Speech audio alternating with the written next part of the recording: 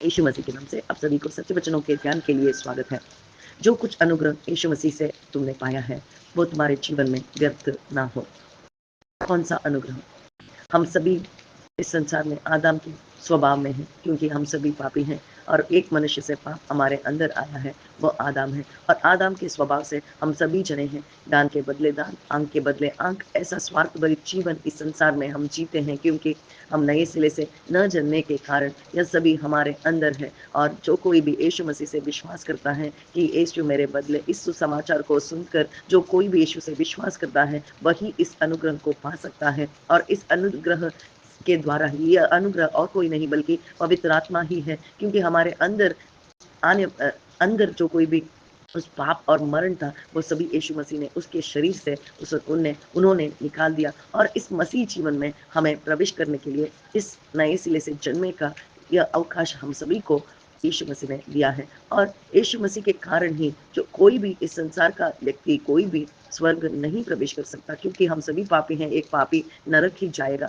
एक पापी का जगह नरक ही है। परंतु हम सभी चाहते हैं कि स्वर्ग जाने के लिए ही हमारी इच्छा है, परंतु यह संसार का कोई भी व्यक्ति कोई काम से उसके कोई अच्छाई से उसके कोई भी काम से नहीं स्वर्ग प्रवेश नहीं कर सकता, क्योंकि हम सभी इस स्वर्ग के बाहर हैं। हम पवित्र परिशुद्ध नहीं बल्कि एक परिशुद्ध व्यक्ति ही हमें बचा सकता है, वे हैं यीशु मसीह। और यीशु मसीह हमारे लिए इस संसार में हमारे बदले आए, जिए और मरे और जिलाए गए, ताकि वृक्ष में वे बैठकर हम सभी के लिए वे प्रार्थना करते हैं, विनती कर रहे हैं। और उसकी अनुग्रह हमारे अंदर पवित्र आत्मा को देकर उसका जीवन इस संसार में जीने के लिए हम सभी को बुलाया गया है। और यीशु मसीह जैसे जिए, यीशु मसीह हमें बता रहे हैं कि जो कोई भी तुम्हें एक गाल पर थप्पड़ देगा तो दूसरा गाल दे दो। ऐसा हमें कोई भी व्यक्ति ऐसे नहीं जी सकता, परंतु यीशु ने जी कर हमें बताया कि ऐसा मसीह जीवन तुम इस संसार में जियो। जो कोई भी इस अनुग्रह को, पवित्र आत्मा को पाता है वही इस जीवन को जी सकता है।